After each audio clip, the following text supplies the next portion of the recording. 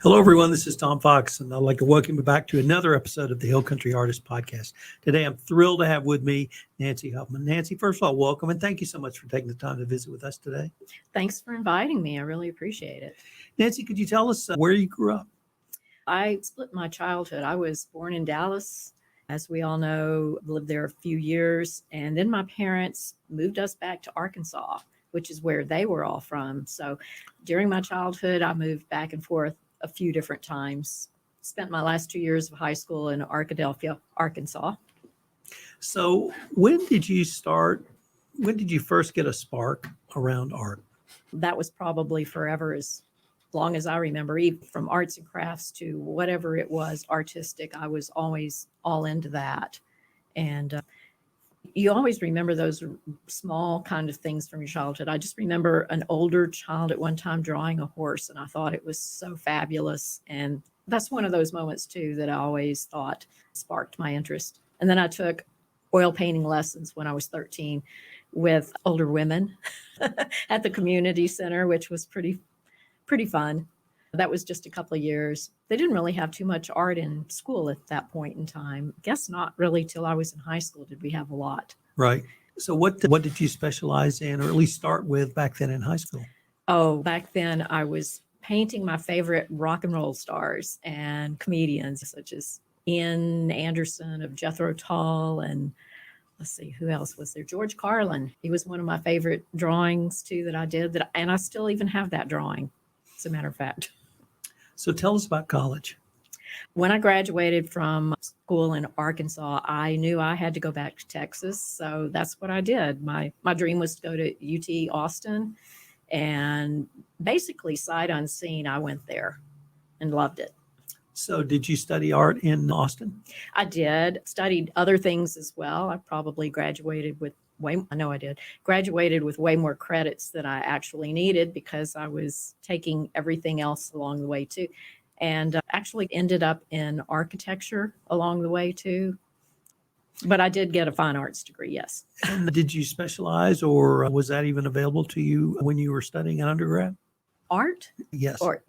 Yes, the Austin had all sorts of art, but it was predominantly modernist art, very abstract at that point in time, was the way most of the teachers taught at that point in time. So I ended up taking a lot of photography and some watercolor because that was more my bent, more realism. And what did you do after college?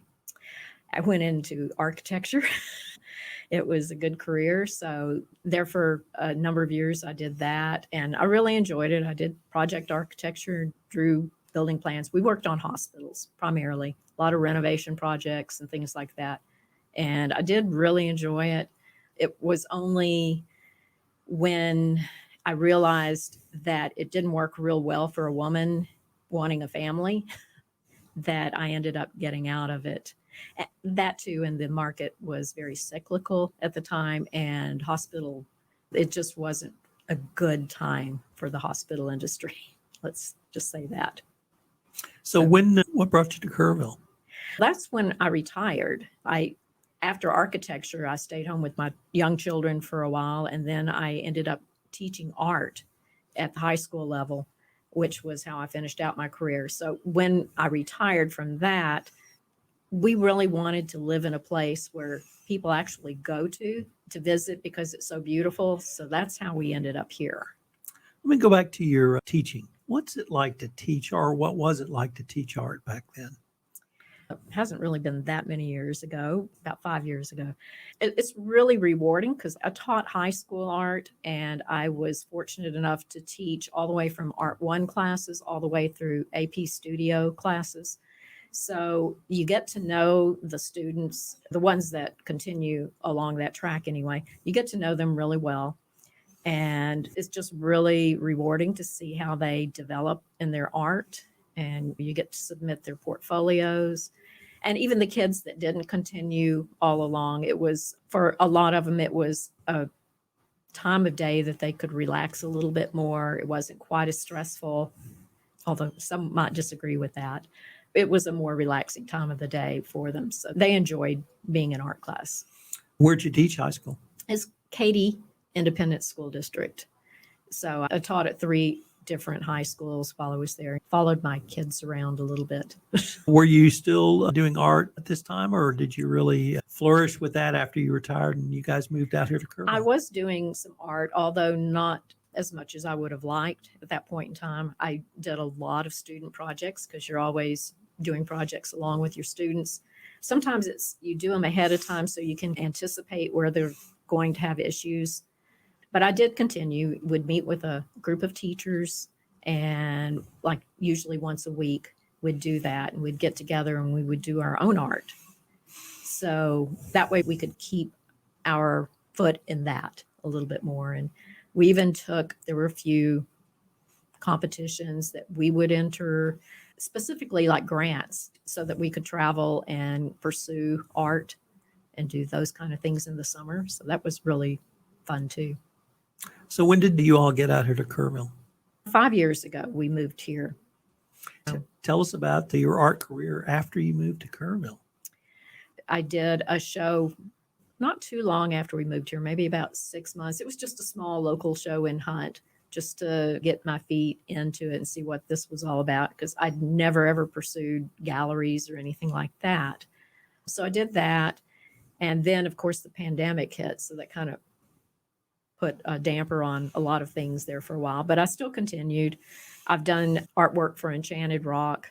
I've done some different, we started doing our own shows in Hunt just to make your own venues. We did that. So that's been a lot of fun. We've done those for a few years. And I've been doing a few different plein air competitions around. And it's not really that I want to be a plein air artist per se and do that on the competition circuit like some of them do. I just find it's a really good way to learn. And it's really hard, as a matter of fact. So could you say that term again? Plein air? Plein air. Yeah, it's from the French Impressionists. They started doing that. Back then, you couldn't take photos so easily. It was a very new technology. And they would go out into the wild and paint. And that's because paint tubes had been invented. You could take it all out with you. So they started doing that, and it's continued on since then. And now it's actually a competition. There are professional artists that do that regularly. They have, starting from the spring all the way through the fall, there's competitions. So is there one particular type or style you focus on now, or do you have multiple interests? Tell us a little bit about what you're doing several now. different styles. I guess that kind of comes back from my teaching background. I feel comfortable doing a lot of styles. So I can do all the way from photorealism, but I don't prefer that. Maybe for drawing, but not for painting. Painting, I prefer impressionistic styles, almost into a little bit more abstracted with colors and mark making and things of that sort. Would these be landscapes, animals? Yeah, mostly landscapes, but I like to do some wild animals in there too. They're not necessarily all intended to be totally lifelike. They're a little bit more fantastical than that.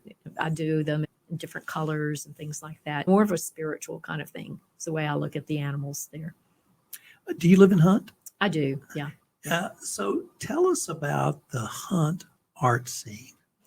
There's a number of us that get together and paint weekly. We try to do that. We mostly work in watercolor simply because it's easy for us to transport around and meet, and you can work in a smaller area doing that. So to me, that's my little break from my usual routine in the studio where I have stuff spread out all over the place. I can't do that when we meet at a little restaurant to paint, but we'll do that at Bridget's a lot of times. We go there weekly, so it's a fun thing for us too. It's always good to be able to connect back to other artists, because otherwise you're stuck in the studio by yourself all the time. And that gets not only lonely, but you're not bouncing ideas off of each other and being able to help each other out when you get stuck on something. It's just really beneficial to be around other artists. So we actually met in the summer of 2022 at the first Hunt Art Fair. Yes. And what was that like for you guys to get together? You've now had a second one at Bridget's. Tell us about that experience for you. It's been a good experience, just learning more about the business aspect of it too. Not that we're a profit-making venue. That's not what I mean. I just mean learning to do the publicity and learning to just put it all together and get it advertised and That's something that they don't teach you in art school. Maybe they do now, but they didn't when I was there. I don't think they do. Mm. So now let me broaden out the art community to Mhm. broader than Hunt to maybe Kerr County. Okay. How would you assess the broader art community here in Kerr County? It's really thriving. There are a lot of artists that you meet all over the place. There's a lot of people like me who have moved here because they wanted to be in an area that is conducive to making art, meet other artists. And some of them retired, some of them not. Some of them have set up their own businesses here. But it's really good. And my impression is that you guys really support each other. Would that be a correct Mhm. assessment? It is. This is probably one of the few smaller towns that I've ever seen that has such a great art center like we have here. Right. Do you have any upcoming shows?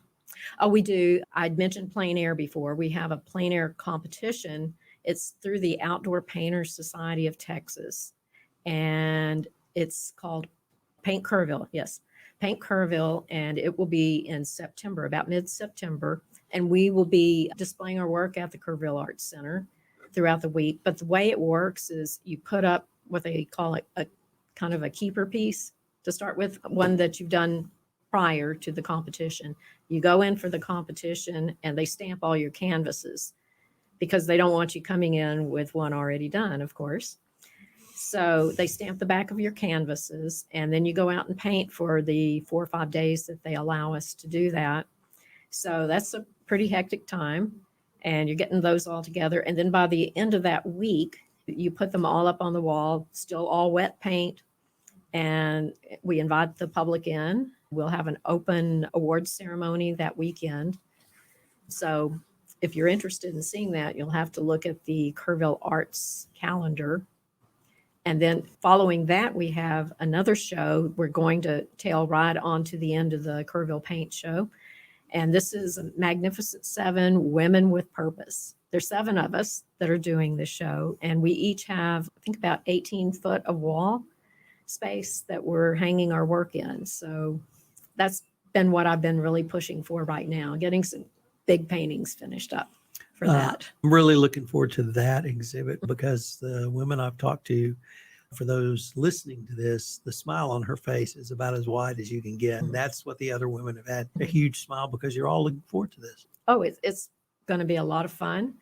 It's also being an artist, like I talked about, being alone in the studio, unless you have that goal that you're working towards, sometimes it's real easy to go fold some laundry and do things like that you need to do. You need that push to get you going to finish up those things. So it's good. It's good for us. And it's a great place for us to be able to display our work. We're going to link to that exhibit in the show notes. But before we leave, I wanted to ask you if our listeners wanted any more information on where can they go? NancyHuffman.com. Very easy to find. Well, Nancy, I wanted to thank you so much for taking the time to visit with us. And I greatly look forward to your next couple of exhibits. Yes, thank you very much. Hope to see you there. All right.